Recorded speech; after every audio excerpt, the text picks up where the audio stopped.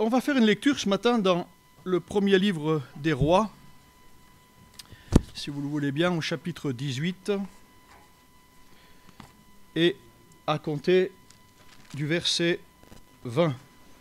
Akab envoya des messagers vers tous les enfants d'Israël et il rassembla les prophètes à la montagne du Carmel. Le mot Carmel signifie porter du fruit. Alors Élie s'approcha de tout le peuple et dit : « Jusqu'à quand boiterez-vous des deux côtés ? Si l'Éternel est Dieu, allez après lui.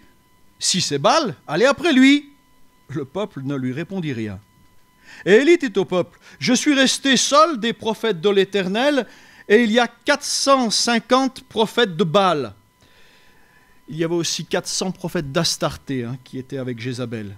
« Que l'on nous donne 2 taureaux, qu'ils choisissent pour eux l'un des taureaux, qu'ils le coupent par morceaux et qu'ils le placent sur le bois sans y mettre le feu. Et moi je préparerai l'autre taureau et je le placerai sur le bois sans y mettre le feu.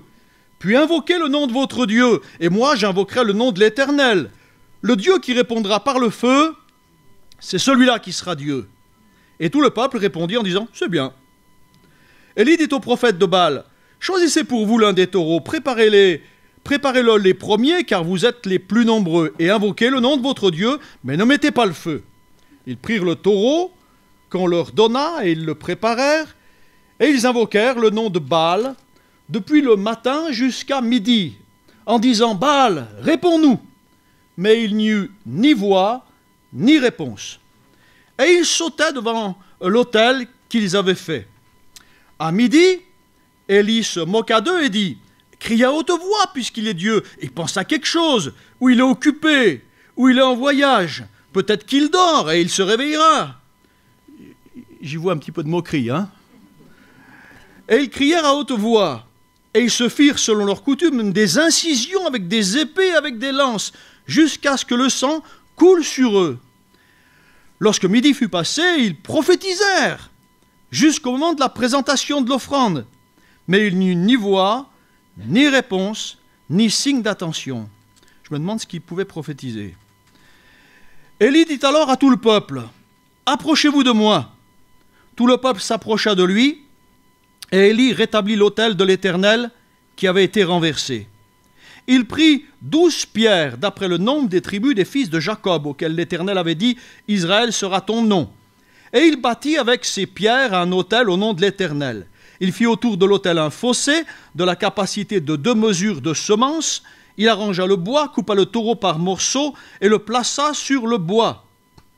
Puis il dit : « Remplissez d'eau 4 cruches et versez-les sur l'holocauste et sur le bois. » Il dit : « Faites-le une 2e fois. » Ils le firent une 2e fois.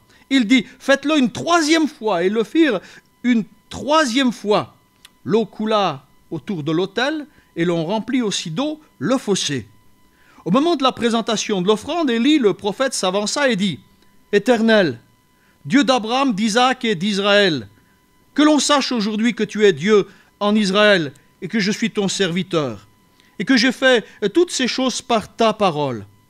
Réponds-moi, Éternel, réponds-moi, afin que ce peuple reconnaisse que c'est toi, Éternel, qui es Dieu, et que c'est toi qui ramènes leur cœur. » Et le feu de l'Éternel tomba, et il consuma l'holocauste, le bois, les pierres, la terre, et il absorba même l'eau qui était dans le fossé. Quand tout le peuple vit cela, ils tombèrent sur leur visage et dirent : « C'est l'Éternel qui est Dieu, c'est l'Éternel qui est Dieu. » Saisissez les prophètes de Baal, leur dit Élie, qu'aucun d'eux n'échappe, et ils les saisirent. Élie les fit descendre au torrent de Kison, où il les égorgea, ainsi soit-il. Il les égorgea, ça se termine bien. Voilà, nous sommes environ entre 800 et 900 ans avant Jésus-Christ. Et au moment de notre histoire, la nation d'Israël est vraiment malade. Pour Israël, c'est Samarie qui est devenue la capitale. Mais c'est la capitale de l'idolâtrie, en fait. Omri, le père d'Akab, l'époux de Jézabel, va faire construire la ville de Samarie, et à partir de là, il va contaminer tout Israël par le biais des alliances. Vous connaissez l'adage « Dis-moi qui tu fréquentes, je te dirai qui tu es ». Et la Bible nous dit, elle, les mauvaises fréquentations corrompent les bonnes mœurs. Akab, donc le fils d'Omri, va prendre même exemple des gens de Sidon, des Sidoniens, par sa femme. Il va prendre pour femme la dénommée Jézabel. Et Jézabel n'est ni plus ni moins que la fille d'un prêtre d'Astarté. Astarté, c'était le dieu de la fécondité, c'était le dieu de la sexualité.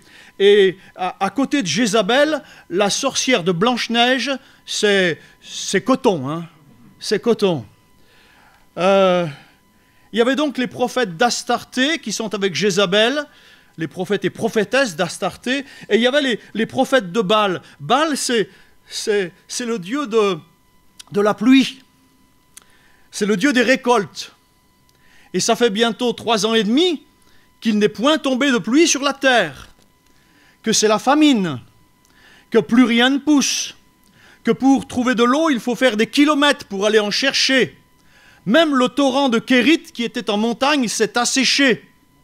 Et vous comprenez que l'eau était devenue chose rare, chère. Et c'est dans ce contexte de sécheresse, de famine, c'est dans ce contexte d'idolâtrie, c'est dans ce contexte que Élie va faire entendre sa contestation. Mais quelque part, ce n'est pas la contestation d'Élie, parce que Élie n'avait fait que dire ce que Dieu dit. Dieu avait dit, Deutéronome 10, quand mon peuple se détournerait de moi et qu'il irait servir d'autres dieux, je fermerai le ciel et il n'y aura point de pluie. J'ordonnerai aux sauterelles de consumer le pays. Et vous connaissez certainement ce passage de 2 Chroniques 7,14, quand je fermerai le ciel et que j'ordonnerai aux sauterelles de consumer le pays, si mon peuple, sur qui est invoqué mon nom, s'humilie, prie et cherche ma face, je l'exaucerai des cieux. Et là, eh bien, ce peuple ne risquait pas de se tourner vers le Seigneur, et ce n'est pas la contestation d'Élie, puisqu'Élie n'a fait que dire ce que Dieu disait, mais c'est la contestation de l'Esprit de Dieu finalement. Et un petit peu comme au temps du déluge, l'Esprit de Dieu qui contestait au travers du témoignage de Noé, ici, eh bien, c'est au travers d'Élie, et avec le temps, le peuple d'Israël s'était habitué à la jouissance du péché, s'était habitué à toutes sortes de compromis. À l'époque de Moïse, déjà, il y avait eu un veau d'or, mais depuis Jéroboam, un roi 12, il y avait maintenant 2 veaux d'or, un à Bethel et un à Dan. Et on s'était habitué à ces statues, on s'était habitué à se prosterner devant ces choses qui ont un nez mais qui ne respirent pas, qui ont des yeux mais qui ne voient rien, qui ont des oreilles mais qui n'entendent rien. On s'était habitué à ça, on s'était habitué à de la religion, voyez-vous, mais plus une communion avec Dieu, de la religion. Samarie, c'est la ville du compromis religieux, du compromis spirituel. Et depuis l'origine de Samarie, avec Abimelech, l'un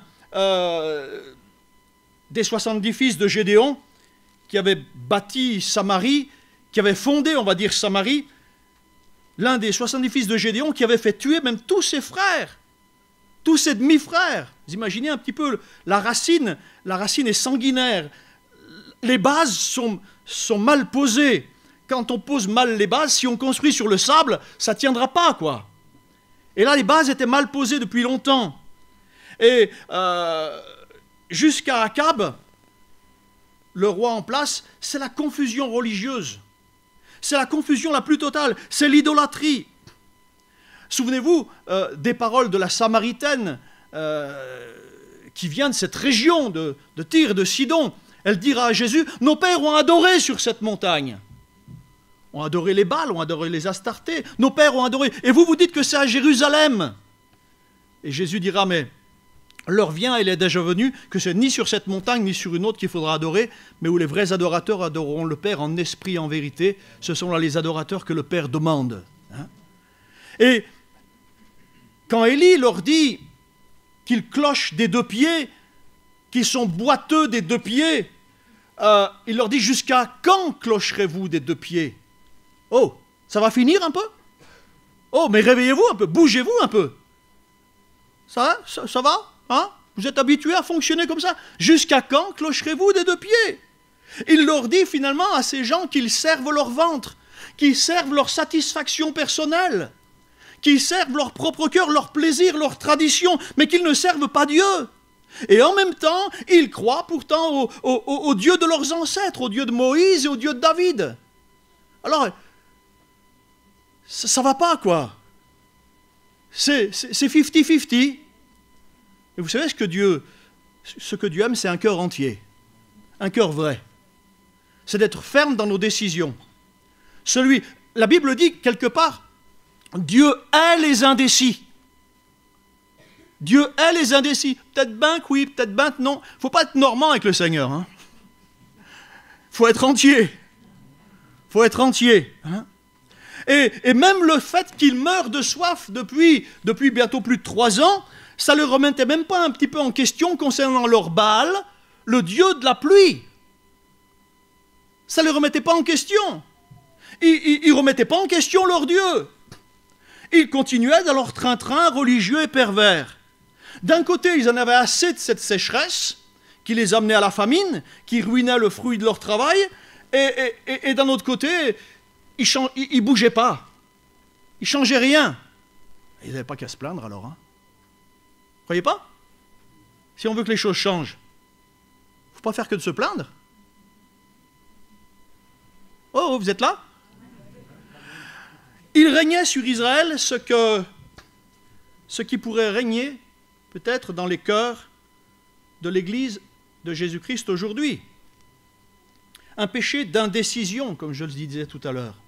Un péché de neutralité, de compromission, de non-engagement, de cœur double. C'est le psaume 119 qui dit, verset 113, « Je hais les hommes indécis ». Et Élie leur dit, « Jusqu'à quand clocherez-vous des deux pieds ?» Dans une certaine église, dans Apocalypse 3, l'église de Laodicée, le Seigneur dira la même chose. Quand il voit cette assemblée qui est ni froide ni bouillante, il lui dira, parce que tu es tiède. Parce que tiède, je te vomis de ma bouche. Parce que tu es tiède. Voilà donc en introduction, le contexte de notre histoire dans laquelle Élie va intervenir.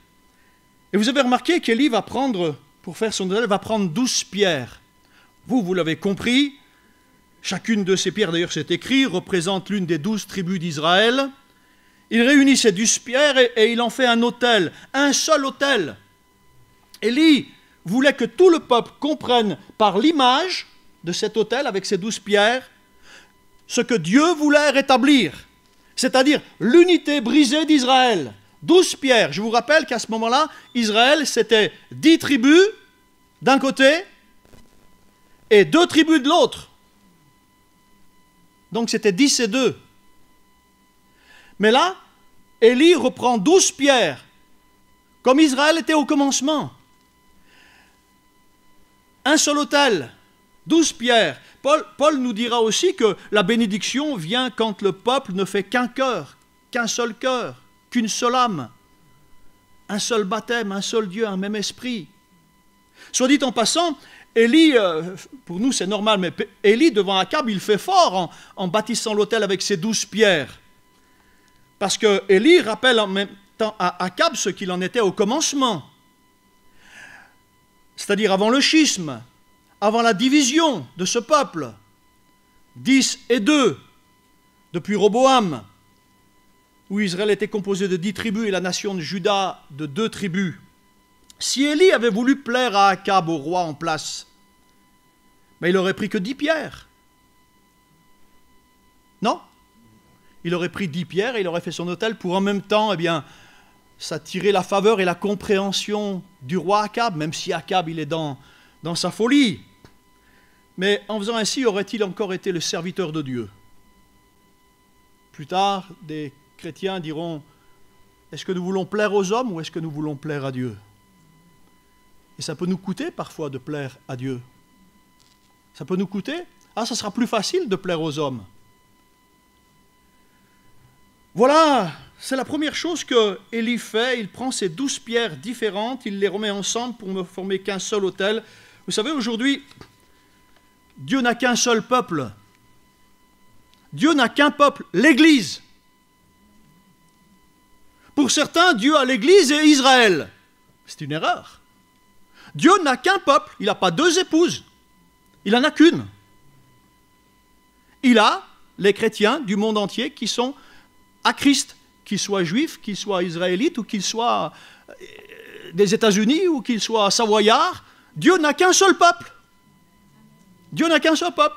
Même si nous devons aimer Israël, nous devons aimer les hommes, car Dieu a tant aimé le monde. On peut aimer les hommes. Hein?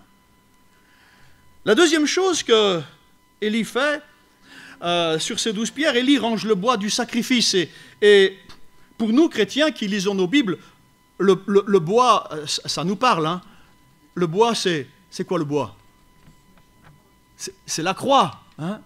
Pour nous, le bois, c'est le bois du calvaire. C'est la croix. Et quand nous lisons nos Bibles, nous comprenons de quoi nous parle le bois. Pierre dira, Jésus-Christ a porté nos péchés en son corps sur le bois. Sur le bois. Et ce bois, c'est la croix. C'est la croix où nous avons besoin de revenir. C'est la croix où nous avons besoin d'aller, de revenir, même après bien des années de conversion. Il y a un chant qu'on chantait autrefois qui disait « Si j'oubliais Gethsémané, si j'oubliais ton agonie, si j'oubliais, conduis-moi au calvaire, ramène-moi au calvaire. » Moi, il m'arrive de temps en temps, quand j'ai l'impression que ma vie chrétienne pourrait devenir un peu fade, de dire « Seigneur, ramène-moi à la croix. » Ou éclaire-moi la croix avec un nouveau projecteur, là, que je comprenne quelque chose de ce que tu as accompli à la croix. Ah, je vous prie de croire qu'il se passe toujours quelque chose. Paul dit, un seul est mort pour tous, afin que ceux qui vivent ne vivent plus pour eux-mêmes, mais qu'ils vivent pour celui qui est mort et ressuscité pour eux. Hein? Quelle que soit notre communion, que ce soit avec Dieu, et que ce soit notre communion avec les frères et sœurs, avec l'Église.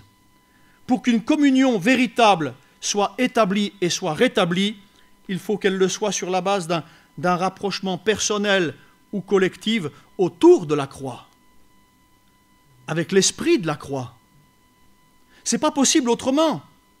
Autour de l'œuvre de Christ à la croix du Calvaire.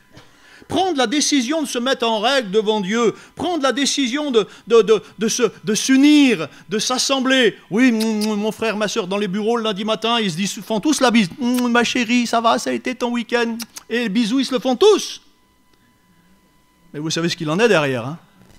Derrière les bisous. Hein? Prendre la décision de se mettre en règle sans cet esprit de la croix, sans ce qui s'est passé à la croix, sans Christ, eh bien, c'est une simulation de réconciliation. C'est une simulation de communion. Mais ça ne tient pas. Ça ne peut pas tenir. Ça ne peut pas. Quand Paul parle même du pardon de Dieu et du pardon que nous devons donner aux autres, il dit quoi? Pardonnez-vous les uns les autres réciproquement comme Christ vous a pardonné. Ah, comme Christ nous a pardonné. Ben, quand je me souviens que Christ m'a pardonné, à la croix, il a dit cette parole, Père, pardonne-leur, car Cabot, il ne sait pas ce qu'il fait, car ils ne savent pas ce qu'ils font. Oui, mais quand il a dit ça, il en est mort. Il en a souffert. Et nous, parfois, on voudrait pardonner, mais sans souffrir.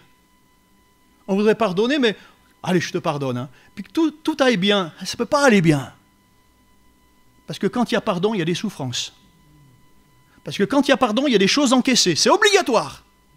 Et Christ a bien encaissé pour nous.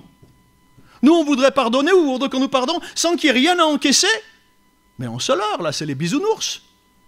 C'est pas possible. C'est pas possible. En disant cela, Paul avait en vue la croix. Comment Christ nous a pardonné? Il nous a pardonné en mourant à la croix. Ou non?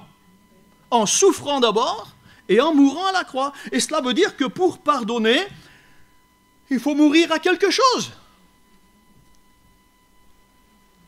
Si je pardonne à mon frère, ma soeur, qui m'a fait ceci, qui m'a fait cela, ben, je lui pardonne, mais il y a quelque chose qui en a pâti, quoi.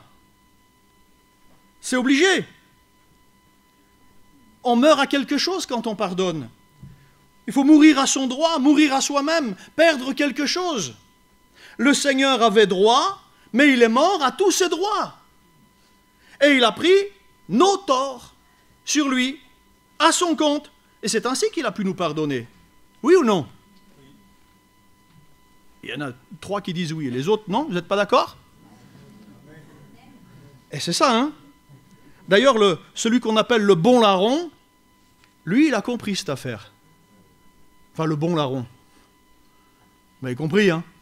Celui qui se repent. Il va dire, alors qu'il est crucifié, là, à gauche ou à droite de Jésus, je ne sais pas de quel côté, j'y étais pas. Il va dire, pour nous, c'est justice. Pour nous, c'est justice. Nous payons là le fruit de nos crimes. Mais lui, il n'a rien fait de mal. Lui, il est blanc comme neige. Alors souviens-toi de moi, s'il te plaît. Souviens-toi de moi. Il a compris. Il a compris. La troisième chose que va faire Élie, au verset 32, il interpelle tous ceux qui sont là. Voilà. Il interpelle tous ceux qui sont là et leur demande de verser cette eau qui est si précieuse, qui est si rare.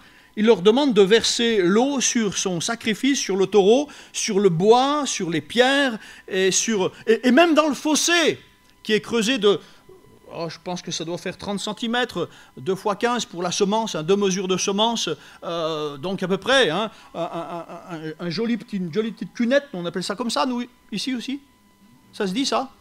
Ou c'est juste en Savoie qu'on dit, enfin, c'est juste par là-bas qu'on dit ça? Enfin, un petit fossé, quoi, hein? Et vous imaginez la scène, on est en pleine sécheresse, il n'est pas tombé d'eau depuis plus de 3 ans, les torrents en montagne sont à sec, donc on va chercher de l'eau à des kilomètres, on les ramène dans des outres, dans des cruches, dans des vases, sur dos de mulets, et on la stocke dans des endroits où on fait attention à ce que ce soit protégé, surtout pas casser la cruche, hein, surtout faire attention. Vous comprenez le prix de cette eau, le prix du labeur pour avoir cette eau, et elle était si chère, et leur vie quelque part était dans ces cruches, leur vie était dans cette eau-là. Et maintenant Élie leur demande de vider ces cruches, de vider 4 cruches, non pas une fois, non pas 2 fois, mais 3 fois. Et 3 fois 4, ça fait encore combien? Ben, ça fait 12, pour que ça s'imprime. 12 pierres, 12 cruches, que ça rentre bien dans leur testadura. Et, d'Israélites, hein, et que ça rentre bien, qu'ils comprennent. Et on remplit le fossé, même le fossé. Pour certains, ça devait être un gâchis. Ça devait être un gâchis. Cette eau qui valait plus que l'or. J'en vois certains vers de rage qui veulent raccourcir Élie, hein. 12 cruches versées, 12 pierres. La question pour ce peuple était-il prêt à lâcher ce qui comptait pour eux? Mais la question, on peut se la retourner à chacun d'entre nous. Est-ce qu'on est prêt à lâcher ce qui compte pour nous?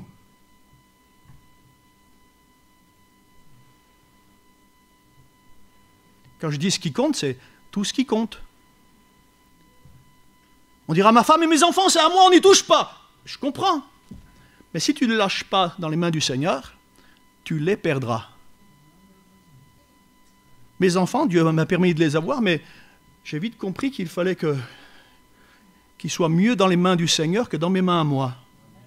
Même mon épouse, j'ai compris ça au début des années de ministère, qu'il valait mieux qu'elle soit dans les mains du Seigneur que à moi.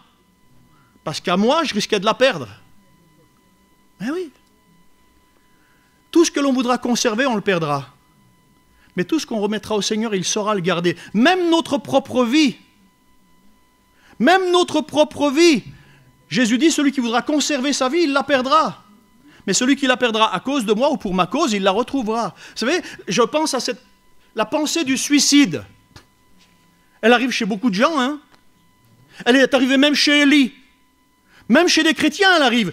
La pensée du suicide, la pensée d'en finir, c'est une pensée qui vient des ténèbres, c'est une pensée qui vient et qui peut assaillir tout le monde.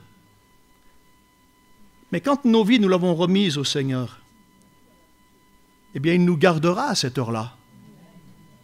à cette heure de tentation, il nous gardera de nous-mêmes. Mais si notre vie, nous l'avons gardée pour nous, on ne sera pas assez costaud pour la garder, notre vie. Mais on la perdra. Comprenez? Je ferme la parenthèse, je ne sais plus où j'en suis. Merci. Être prêt à lâcher ce qui compte pour nous. C'est une question que le Seigneur peut nous poser ce matin. On chante des fois « Je te donne mon cœur ». Hein? Ouais, c'est facile de donner le cœur. Personne ne le voit, ça. On n'y voit pas, ça. Mais tout donner au Seigneur, c'est autre chose.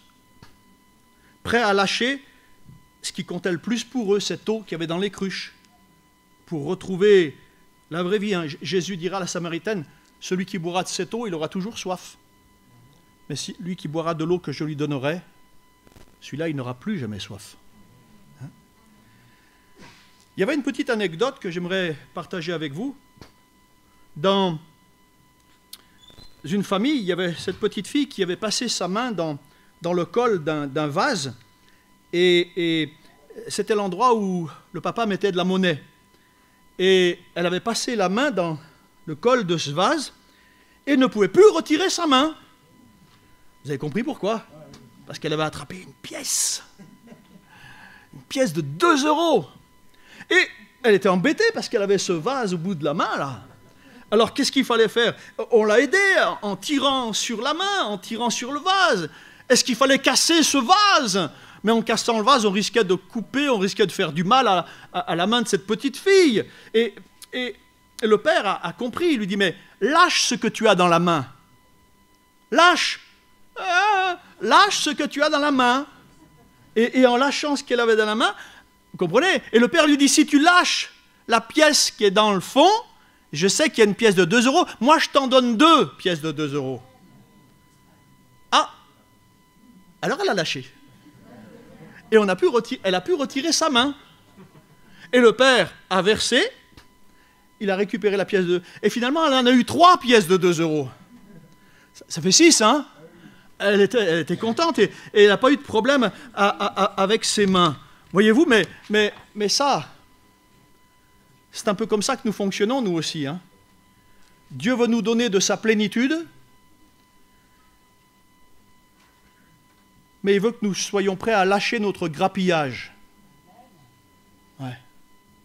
Dieu veut nous donner de sa plénitude. Dieu voulait les inonder,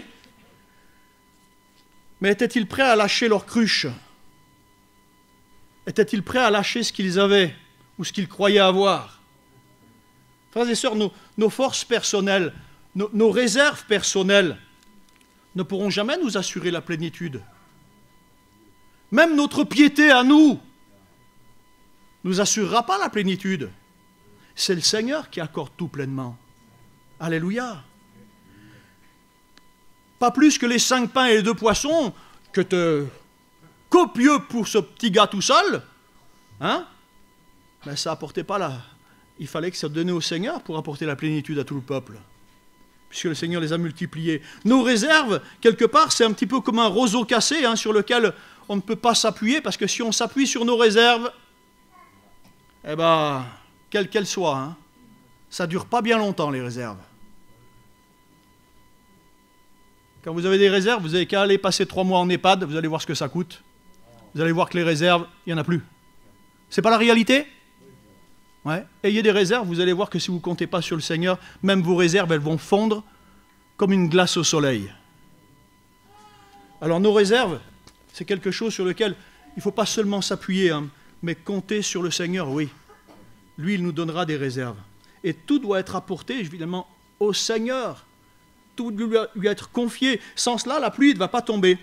Ensuite, qu'est-ce qui se passe? Il se passe que Élie va couper le taureau par morceaux. La victime, elle est coupée par morceaux. Moi, dans mon métier autrefois, j'ai coupé des lapins, j'ai découpé des poulets, j'ai découpé des petites bestioles comme ça. Avec mes parents aussi, on a fait le cochon autrefois à la campagne. Donc, j'ai vu un petit peu comment ça se passait. Mais j'ai jamais découpé un taureau tout seul. Et comment non? J'ai jamais fait une grosse bestiole comme ça tout seul. Je serais bien embêté s'il fallait le faire. Parce que ça demande du temps, il faut dépecer, il faut découper, c'est du boulot. Mais la question à se poser, c'est combien de morceaux, combien de parts dans ma vie ont-elles été coupées et vraiment mises sur l'autel? Vous me suivez? Combien j'ai mis de parts? Est-ce que j'ai mis seulement ma part spirituelle? Est-ce que j'ai mis ma part concernant le boulot? Est-ce que j'ai mis ma part concernant ma vie affective? Est-ce que j'ai mis ma part concernant ma vie sentimentale, concernant ma vie sexuelle, concernant ma vie avec les amis, concernant ma vie ici ou là? Est-ce que j'ai tout mis sur l'autel? Ou est-ce qu'il y a une part que je garde encore? Eh oui. Combien de parts de ma vie ont-elles été coupées et vraiment mises sur l'autel de Dieu? Combien de membres de ce taureau que je suis là sont offertes au Seigneur? Juste mes mains, juste mes sabots, c'est-à-dire les endroits où je vais, les choses que je fais, ma tête, les choses que je pense? J'arrête là, hein? Mais est-ce que mon corps, mon cœur, mon âme ne m'appartiennent plus, comme on le chantait? Ou est-ce qu'il y a bien des choses encore qui, dans le domaine caché que je garde, il n'y a que moi qui sais? Il n'y a que moi qui sais. Le patron, il sait, hein?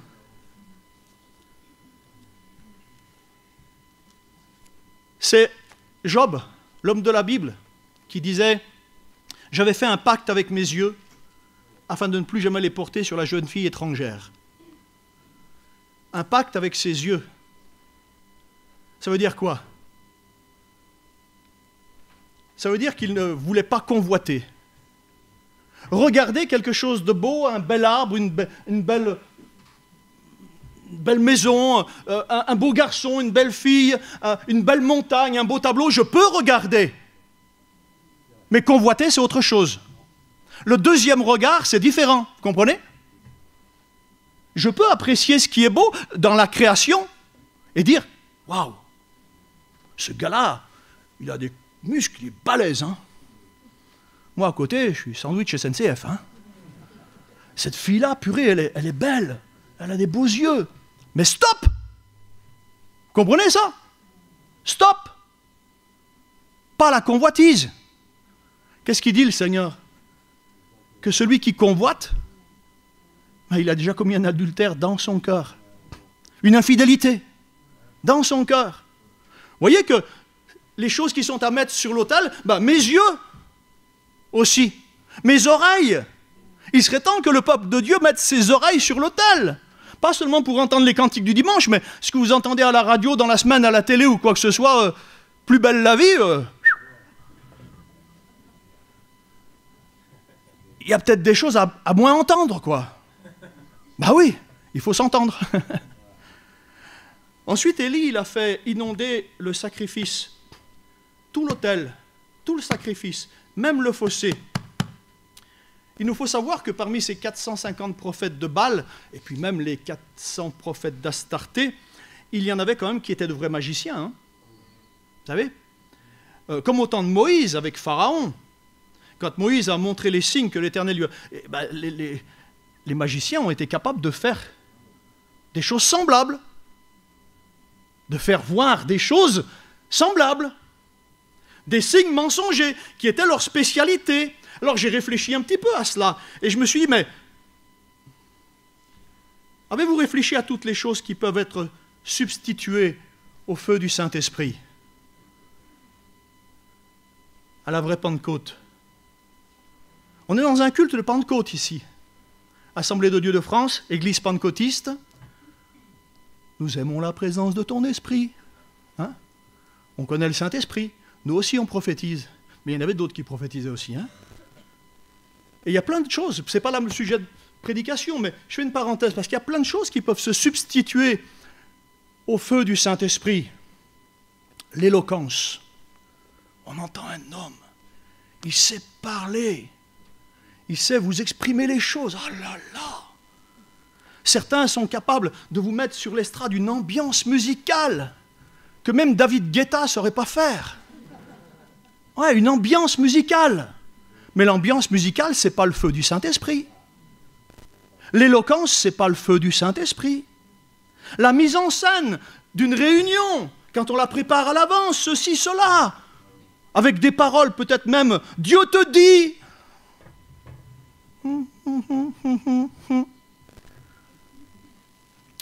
Vous savez, il y a beaucoup de choses qui peuvent ressembler au feu du Saint-Esprit. Et ces gens-là, ils étaient habitués à l'ambiance. Faisons attention, frères et sœurs, à ne pas nous habituer à certaines ambiances. Et à se dire que, ah, s'il n'y a plus de musiciens, ben, il y a, oh, ben, c'était mou, c'était... Comment c'est mou? Et ta voix? Tu ne veux pas la porter au Seigneur? Le culte raisonnable, c'est le culte que tu apportes, ce n'est pas le culte où tu vas. C'est le culte que nous faisons, que nous offrons au Seigneur qui importe. Une chose encore que j'ai remarqué récemment, pourtant j'ai relu ce texte plusieurs fois depuis des années, une quarantaine d'années, un peu plus que je lis ma Bible, au verset 19, il y a ce défi qui est lancé par Élie aux 450 prophètes de Baal.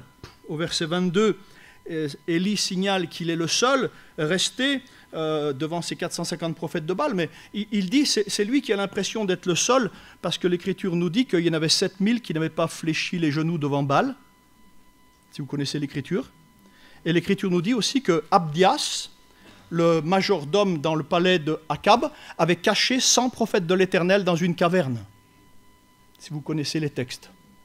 Donc il y avait encore au moins 100 prophètes de l'Éternel. Mais bizarrement, je ne les vois pas là. Ils ne sont pas nommés, je ne sais pas où ils se planquent. Je ne sais pas où ils sont. Hein? Vous voyez? Et puis, il nous est dit au verset 28 que les prophètes, les prophètes de Baal, oui, saisissez les prophètes de Baal, eh bien, ceux-là, là, ils crient à haute voix. Ils crient à haute voix, ça pour crier à haute voix. Il y en a qui sont forts pour crier à haute voix. Hein. Ils sautaient. Autrement dit, ils se faisaient voir, quoi. Hein. On ne vient pas au culte pour se faire voir. Pour sauter. Même si des fois on a envie de tressaillir. Pas vrai? Et puis il y avait ces 400 prophètes de Jézabel, ils ne sont pas là. Où sont-ils? Et puis, Jézabel, elle n'est pas là. Vous l'avez remarqué? Coucou. Vous avez remarqué que Jézabel, elle n'est pas là? Autrement dit, dans ce couple, Akab et Jézabel, Jézabel n'est pas là avec son mari. Elle n'est pas au Carmel. Est-ce qu'elle a méprisé le défi d'Élie? Est-ce qu'elle a eu peur? Ça m'étonnerait. Peut-être qu'il y avait un désaccord entre Akab et Jézabel, comme parfois dans un couple, il peut y avoir un désaccord sur ceci, sur cela, et que là, dans ce couple, en ce moment-là, il y avait un peu de tension, hein? Et peut-être qu'Akab voulait prouver au peuple que finalement, il était capable d'agir sans Jézabel. Oh, c'est moi le patron finalement, elle c'est ma femme, hein? Oh, vous regardez souvent ma femme, mais c'est quand même moi le boss, hein? Vous savez, des fois cet orgueil qui ressort là, cet orgueil mâle qui ressort.